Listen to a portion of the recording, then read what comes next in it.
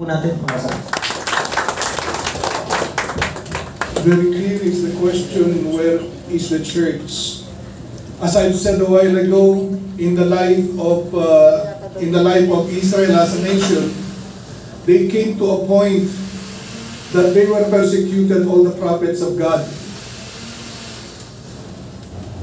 And Elijah asked the question, where now is the Lord God of Elijah?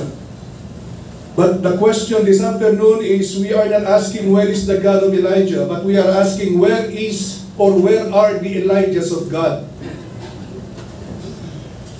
Nasaan na ang mga lingkod ng Diyos? Bakit nananahimik ang mga lingkod ng Diyos sa panahong ito ng kadiliman sa ating bansa?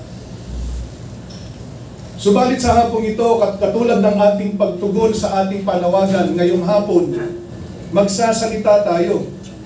Sasabihin natin kung ano ang naaayon sa kalooban ng Diyos. I think every minister of God has a moral duty to speak up.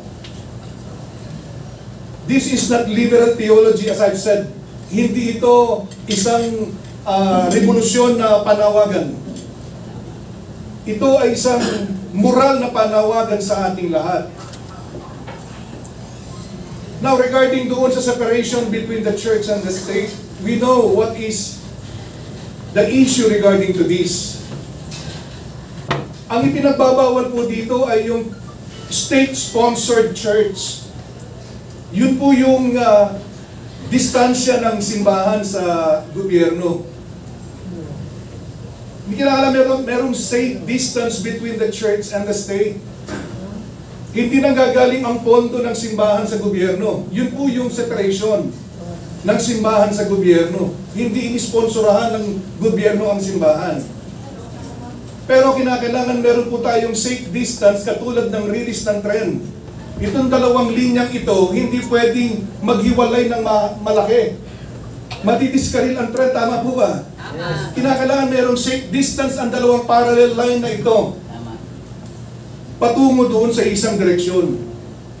Ganun po ang aking paniniwala rito. Hindi pwedeng humiwalay ng masyadong malayo ang simbahan sa ating gobyerno. Kinakailangan nandito tayo bilang mga simbahan na nakakaalam ng tama at hindi tama upang sabihin ang sa gobyerno kung ano ang mga bagay na tama at hindi tama. At hindi ito pagre-rebelde sa gobyerno. Kaya ito po ang ating panawagan dito. Hindi po ito isang revolusyon na panawagan na tayo'y mag-aaklas laban sa gobyerno. Ito po ay paghihikayat sa gobyerno na gawin niya ang tamang serbisyo para sa mga mamayang Pilipino.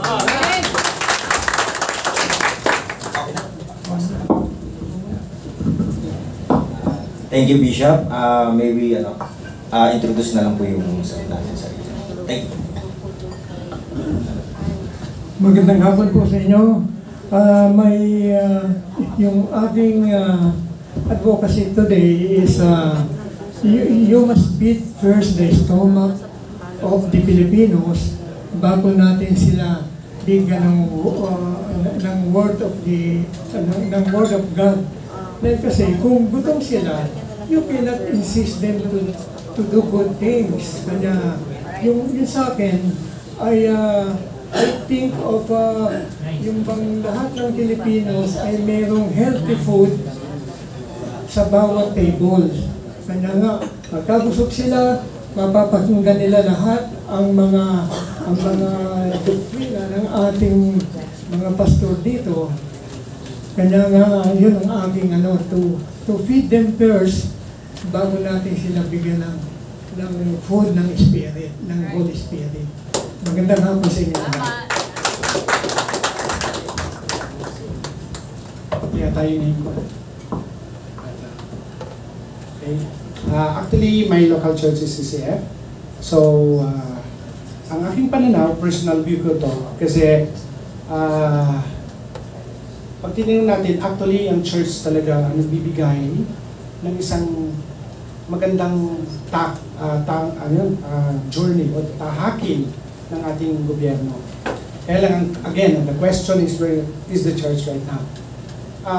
nung napakinggan ko si Attorney Vic Rodriguez kanina, siguro kaya parang nasa silence tayo up to now because of what, kasi pag tinignan niyo po ang media, sabi nga ni Robert Lustig, the author of The Hacking of the American Mind, so they, how the mind can be hacked.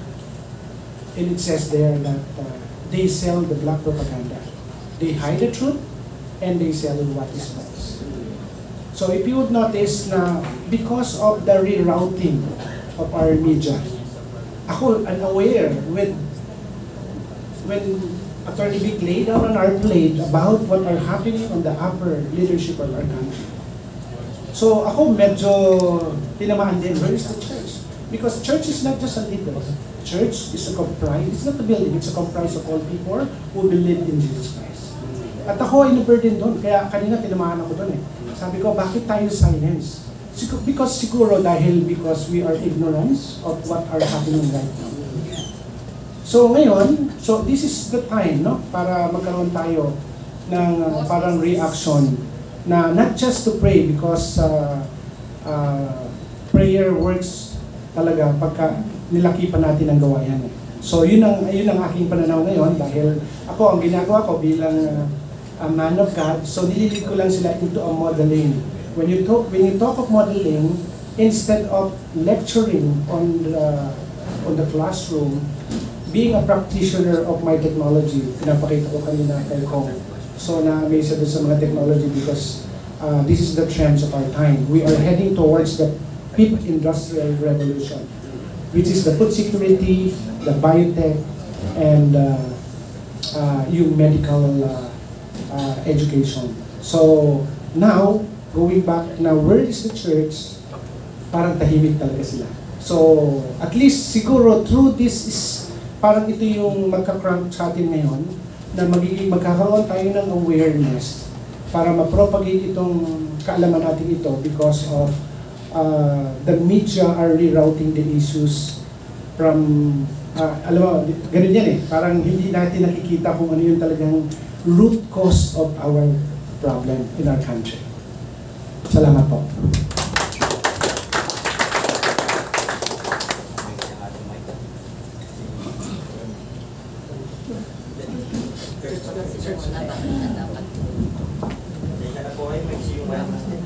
Okay.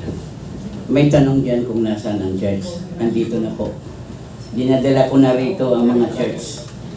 Actually, wala ni isa sa amin, sa aking hanay, na hindi sumasama.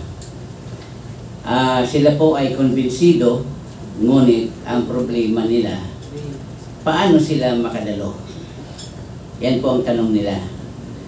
Na tuwing ako'y nagpipreach sa simbahan, ay talagang isinasama ko yung issue na nangyayari kasi kinakailangan malaman ng mga tao.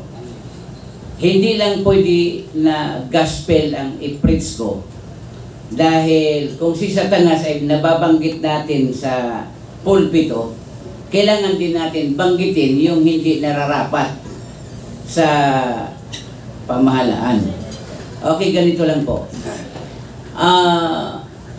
Nakita ko kasi na ang church ay hindi mangyayari kung hindi ang Diyos ang naglagay.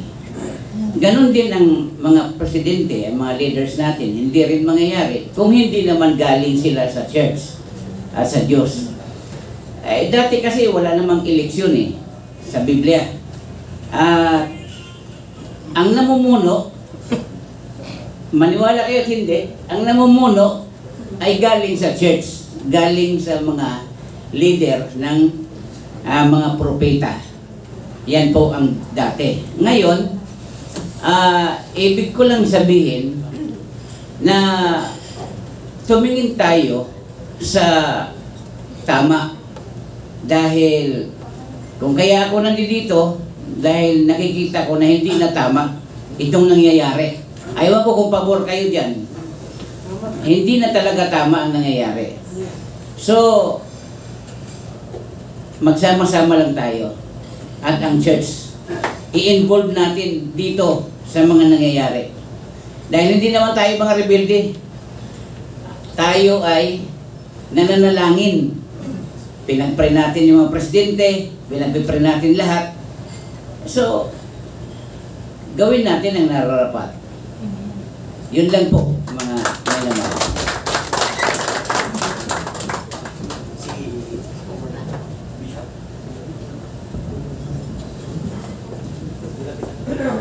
Sige, tatayo na. Alright. Alam ko kung kanina when I read that part, I'll be very honest with you. Kulang yung pagpapakilala, pinakikilala kasi akong broadcaster lang. Actually, I'm an international actress. At alam niyo, ang artista, kung anong script ang binibigay sa'yo, dapat damdamin mo. So I really felt it. And as a matter of fact, as I kept reading the scripts that were given to me by Bishop Ayutthod, naramdaman kong unti-unti, naririnig ko na sa media yan eh. Naririnig ko, takot lang ko kasi ako maging Percy Lapid, kaya hindi ako matapang sa radyo. Pero parang nakita ko, nung nabasa ko itong, kasi totoo naman, I would watch the videos na nandun sa Senado, o kaya nasa Kongreso, ramdam natin na talagang one-sided na lahat. Hindi lang ang mainstream media, pati na yung mga taong hinalal natin, ilan-ilan lang ang boto nila. Pero kung sila ay mag-grandstanding sa harapan ng camera, akala mo sila ang binoto ng buong Pilipinas. Hindi ba? So I found it very ironic during that time. And as a matter of fact, Pastor John Mar knew what I felt, and kahit po si Bishop Ayutthod, na ako po'y medyo, there's something within me na parang gusto na tanong pumutok nung nakikita ko lahat ng grandstanding na nagagawa. So naalala ko nga, syempre napapanood ko rin si Sir Vic Rodriguez at that time. So ngayon po gusto ko lang sabihin, I'm not from the church, but I'm willing to be a part of a church, lalo na yung church na may pinaglalaban. So sana po, gamitin ng Panginoon, nabiyayaan siguro ako ng boses na pwedeng matapang. Eh nakita ko kasi dito maisog eh. Kaya nagpakaisog ho ako. So let me tell everyone, huwag nating isipin na ito isang gabi lang na nag-max tayo. Siguro naman anytime gusto nating mag-max, we are able to do that, right? But let's make this a night that we will never forget, that henceforth, ipaglaban natin ang karapatan lahat ng mga Pilipino. Yun lamang po. Thank you. Thank you, mga sulat. Bilang mga nagtuturo ng salita ng Diyos, mahalaga yung katotohanan lagi. Hindi lang dahil may ibang nagsasabi, kundi yung tayo mismo ang nakakakita. Kaya doon sa mga nasa government natin na pinapanalangin natin, ay gusto natin na sana ituwid na at umpisahan na ho. Maging involved na ang bawat mga nagtuturo ng tama. At yung katotohanan, i-expose natin at wag po tayong matakot. So, where's the church? Ngayon na po tayo lumabas. Thank you, sir.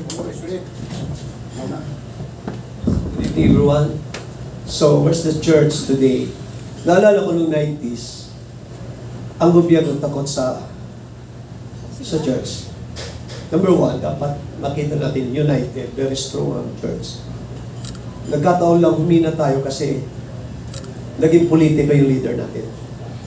One time, ang isang, I think, mayor, isang city na babanggitin, magtatayo ng casino. Nung tumayo yung mga PGM pastors, takot po yung mayor magtayo. Why? Nakita nila kung anong church tayo. Very powerful church. Now, where's the church? Very clear in Proverbs 29:2. With the righteous rule, people rejoice. But if the wicked rule, people mourn. And yung pinag-pray namin sa church namin, si BP Inday, tumawag sa bishop namin. Anyway, may church in Jesus na rin, Dilwan. Our main church is in Batangas. Hindi kami involved. Pero na-discern ng bishop namin after i-pray namin si Inday. Sabi ng bishop namin, Bishop Martin Salis, dapat president ang tinakbo mo. Kaya dito na tayo. Nga lang, anong gagawin natin? Dapat makita ng government, strong ang Diyos. Kasi kung hindi tayo respeto, hindi tayo katatakutan. Nagkamali lang yung leader natin noong 90s, tumakbo. Mayroon sana tayong boses sa gobyerno. Nung magtayo ng kasino sa Taguig po ako nag-start ng church. Nung tumayo kami PJ Pastors, hindi ito tinuloy ng mayor. Meron silang fear. Parang si Herod, may takot kay John the Baptist. Nga lang, patay siya. So pag hindi tayo natatakot, mamamatay din tayo. At least ligtas tayo. Kaysa mamatay ka na wala kang ginawa sa bayan. Wala po nito. Okay? There's more? Kayo po? Sige po.